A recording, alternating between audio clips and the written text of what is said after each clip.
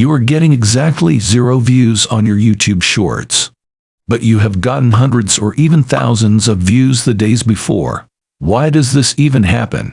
This often happens after 2 YouTube Shorts have been uploaded in the same day.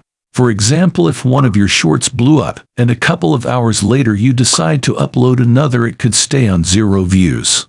To avoid this problem, first off, delete your video from your channel.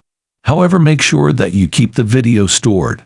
You should now wait at least 24 hours before uploading another video.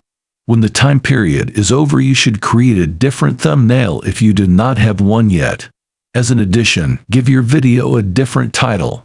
Before uploading this video again, try uploading a new video first. After a time period of at least 24 hours, upload the remade video again.